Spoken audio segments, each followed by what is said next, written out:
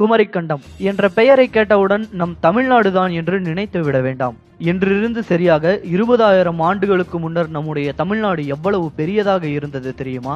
இங்குதான் உலகின் முதல் மனிதன் பிறந்ததாக வரலாற்று ஆய்வாளர்கள் தெரிவிக்கிறார்கள். இங்குதான் நம் மூதாதையர்கள் வாழ்ந்தனர். இங்குதான் நாம் இன்று பேசிக் கொண்டிருக்கும் நம் தமிழ் பிறந்தது. இங்குதான் இன்னும் பல வரலாற்று அதிசயங்கள் நிகழ்ந்துள்ளது. தமிழ்நாட்டில் தொடங்கி கிழக்கே ஆஸ்திரேலியா முதல் மேற்கே மடகாஸ்கர் வரை உள்ள அந்தமான், இலங்கை, மாலத்தீவு போன்ற அனைத்து நாடுகளையும் உள்ளடக்கி இந்திய பெருங்கடலில் அமைந்திருந்த மாபெரும் தீபகற்ப நாடுதான் நம் தமிழ்நாடு. இதுதான் தற்போது லெமூரியா கண்டம் என்று அழைக்கப்படும் குமரிக்கண்டமாகும்.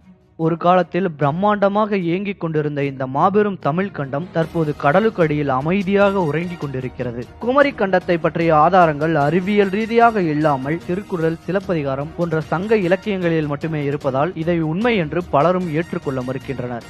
ஆனால் தொல்பொருள் ஆராய்ச்சியின்படி குமரிக்கண்டம் இல்லை என யாரும் இன்று வரை நிரூபிக்கவில்லை. ஆகவே குமரிக்கண்டம் இருந்திருப்பதற்கான தொல்லியல் ரீதியான சில காரணங்களை பற்றி பார்ப்போம்.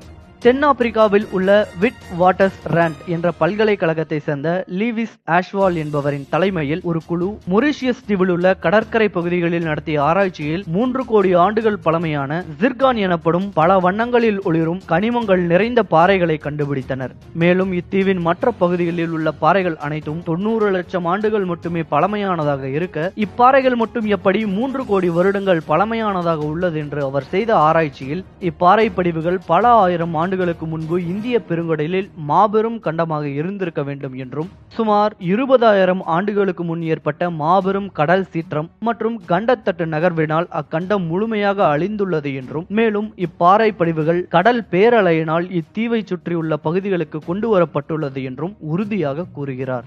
இந்திய பெருங்கடலின் சராசரி ஆழம் 4 கிலோமீட்டர்களாக இருந்தாலும் பல இடங்களில் 2 கிலோமீட்டர்களுக்கும் குறைவாகவே உள்ளது. குறிப்பாக கன்னியாகுமரியை ஒட்டி 300 கிலோமீட்டர் தூரம் வரை கடலின் ஆழம் வெறும் 1/2 கிலோமீட்டர் தான்.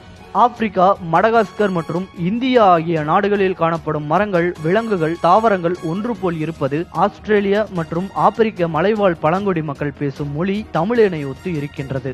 வெறும் 4000 வருடங்கள் பழமை கொண்ட சுமேரியன் மற்றும் சிந்து சமவெளி நாகரிகத்தினை உலகின் தொன்மையான நாகரிகம் என்று தற்போதைய அறிவியல் ஆராய்ச்சிகள் கருதும் நிலையில், தமிழ்நாட்டில் உள்ள கடலோர பகுதிகளை ஆராய்ச்சி செய்த கிரஹாம் ஹான்காக் என்ற ஆராய்ச்சியாளர் பூம்புகார் எனப்படும் காவிரி பூம்பட்டினத்தை சார்ந்த நாகரிகமானது சுமார் 11,000 ஆண்டுகள் பழமையானது என்றும், அந்த நாகரிகம் கடற்கோள்களால் அழிந்தது என்றும் கூறுகின்றார். மேலும் அந்த இடங்களை நன்றாக ஆராய்ந்தோம் என்றால் பல உண்மைகள் வெளிவரும் என்றும், அந்த இடத்தினை ஆராயாமல் இதுவரை விட்டு வைத்திருப்பது தமக்கு வியப்பளிப்பதாகவும் கூறுகின்றார். ஆனால் இந்த ஆராய்ச்சிகளை இந்திய அரசு மேற்கொள்ள எவ்வித நடவடிக்கைகளையும் எடுக்கவில்லை. மேலும் பூம்புகார் பற்றிய எந்த தகவல்களும் மக்களுக்கு முறைப்படி அறிவிக்கப்படவும் இல்லை. குமரிக்கண்டம் என்ற மாபெரும் நிலப்பரப்பு இருந்த உண்மையை மற்றவர்கள் நம்புகிறார்களோ இல்லையோ, இங்குள்ள சில தமிழ் மக்களே அதை ஏற்றுக்கொள்ள மறுக்கின்றனர். இவ்வளவு பழமையான தமிழனின் வரலாற்றை பெருமையுடன் உலகிற்கு தெரியப்படுத்த வேண்டிய இந்திய அரசும் எந்த அக்கறையும் காட்டாமல் இருப்பது வேதனையான விஷயம்.